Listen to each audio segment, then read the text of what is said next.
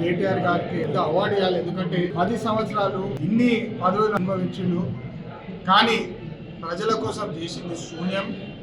ప్రత్యేకంగా నిరుద్యోగుల కోసం కేటీఆర్ చెప్తున్నాడు, మేము కూడా తప్పులు చేసినాము, మేము రివ్యూ చేసుకోవాలని చెప్పి స్టేట్మెంట్ ఇచ్చారు, పబ్లిక్ స్టేట్మెంట్ ఇచ్చారు. కానీ నిజంగా రివ్యూ చేసుకో, రాష్ట్రం అంతా నిరుద్యోగులు ఎందుకున్నారు, గత 10 సంవత్సరాలు నిధులు నియామకాలని చెప్పి ఏదైతే ప్రజలను తీసుకుపోయి కేవలం కేసీఆర్ సీఎం కావాలని చెప్పి ఏదైతే ప్రజలను వాడుకొని 1500 మంది ప్రాణ భయతాలు, మళ్ళీ అది కూడా స్టూడెంట్లనే, కేవలం స్టూడెంట్లను వాడుకోవడము, వాళ్ళ మీద కేసులు బుక్ చేసుడు, వాళ్ళని లీడర్లు కావాలరా భయ అని చెప్పి బడగాయించుడు, కానీ చేసింది ఒక్క పని లేదు.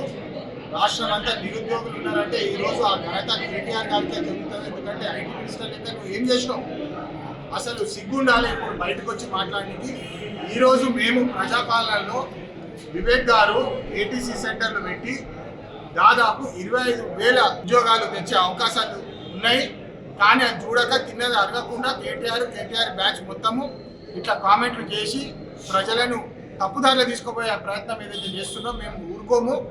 ఎట్లయితే నువ్వు నీ కొడుకుని అమెరికా పంపించినావో, కూతుర్ని అమెరికా పంపించాలని చెప్పి ఏదైతే నువ్వు ప్లాన్ చేస్తున్నావో, మన పిల్లలు జర్మనీ, జపాన్ పోవద్దా? కేవలం నువ్వు నీ కుటుంబం ఇంటర్నేషనల్ స్టడీస్ చేసుకోవాలా, ఇంటర్నేషనల్ ఉద్యోగాలు చేసుకోవాలి. కానీ మన పిల్లలు చెన్నూరు నుంచి, కోట్పల్లి నుంచి, మంచిర్యాల నుంచి, పెద్దపల్లి నుంచి, ఇష్టంపేట నుంచి వీళ్ళు జర్మనీ పోవద్దా?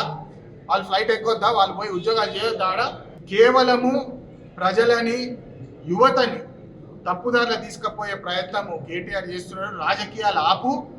నిజంగా నీకు సవాల్ విసురుతున్నా కేటీఆర్, ఇన్ని 10 సంవత్సరాలు నువ్వు మినిస్టర్గా చేసినావు కదా, వచ్చి సలహాలు ఇయ్యి.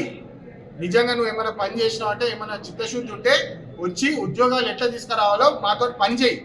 అంతేగాని బురద జల్లుడులో నంబర్ 1 ఎక్స్పర్ట్ అయినావు, చేతగాని ధనం చూపిస్తున్నావు, ఇట్లా కూర్చొని కామెంట్లు చేస్తున్నావు. కానీ ఆన్ గ్రౌండ్ వచ్చి పని చేసి ఉద్యోగాల కోసం కృషి చేస్తలేవు అని చెప్పి ఈ సందర్భంగా స్పష్టంగా తెలియజేస్తున్నాను.